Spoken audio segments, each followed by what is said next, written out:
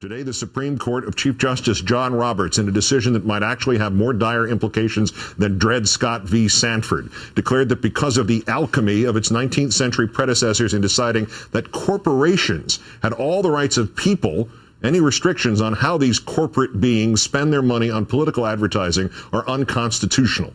In short, the First Amendment, free speech for persons, which went into effect in 1791, applies to corporations, which were not recognized as the equivalents of persons until 1886. In short, there are now no checks on the ability of corporations or unions or other giant aggregations of power to decide our elections. None.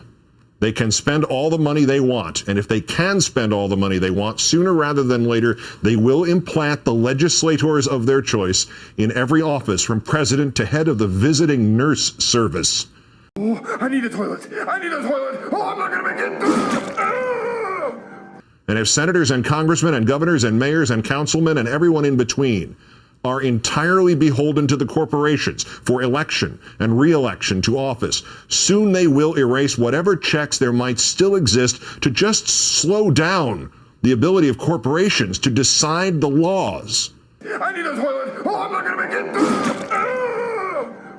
It is almost literally true that any political science fiction nightmare you can now dream up, no matter whether you are conservative or liberal, it is now legal.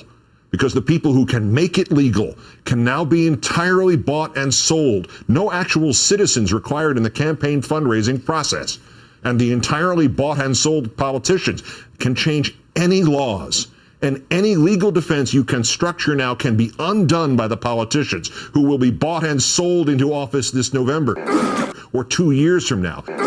And any legal defense which honest politicians can somehow wedge up against them this November or 2 years from now, that can be undone by the next even larger set of politicians who will be bought and sold into office in 2014 or 2016 or 2018. Mentioning Lincoln's supposed ruminations about arresting Roger B. Taney, he didn't say the original of this, but what the hell? Right now you can prostitute all the politicians some of the time and prostitute some of the politicians all the time, but you cannot prostitute all the politicians all the time. Thanks to Chief Justice Roberts, this will now change. Oh, I'm not going to make it. Oh! Unless this near mortal blow is somehow undone, within 10 years, every politician in this country will be a prostitute. And now let's contemplate what the perfectly symmetrical, money-driven world of that order might look like. Be prepared first for laws criminalizing or at least neutering unions.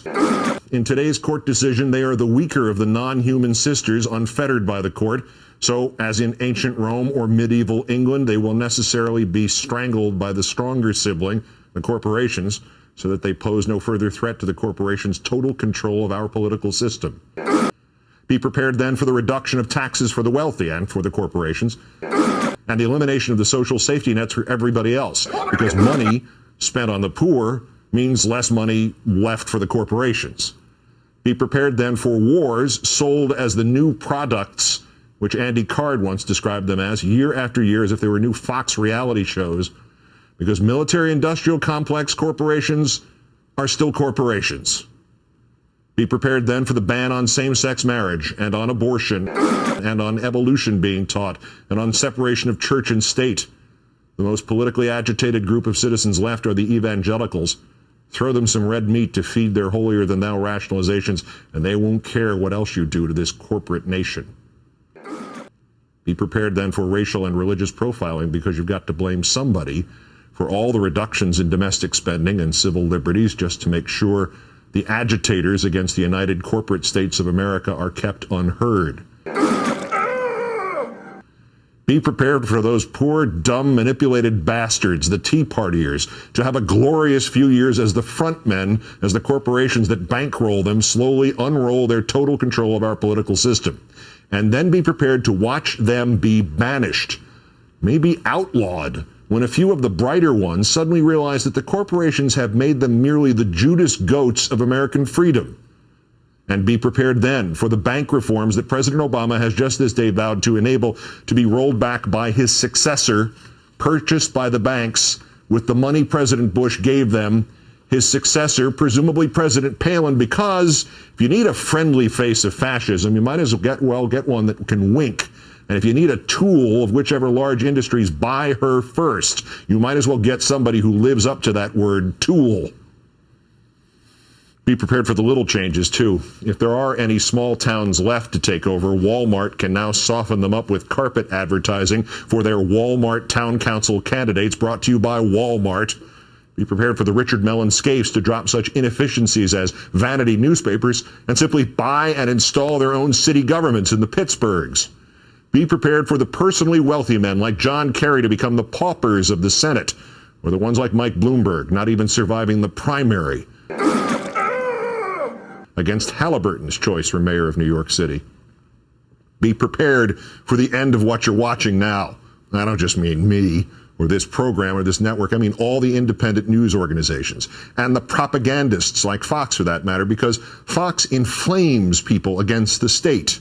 And after today's ruling, the corporations will only need a few more years of inflaming people before the message suddenly shifts to everything's great. Glenn Beck and Rush Limbaugh don't even realize it. Today, John Roberts just cut their throats too. So with critics silenced and bought off, and even the town assessor who lives next door to you elected to office with campaign funds 99.9% drawn from corporate coffers, what are you going to do about it? The internet. The internet. Ask them about the internet in China. Kiss net neutrality goodbye. Kiss whatever right to privacy on the net you think you currently have goodbye. And anyway, what are you going to complain about if you don't even know it happened?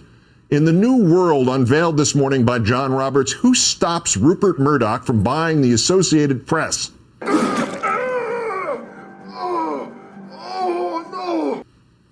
This decision, which in mythology would rank somewhere between the bottomless pit and the opening of Pandora's box, got next to no coverage in the right-wing media today, almost nothing in the middle, and a lot less than necessary on the left.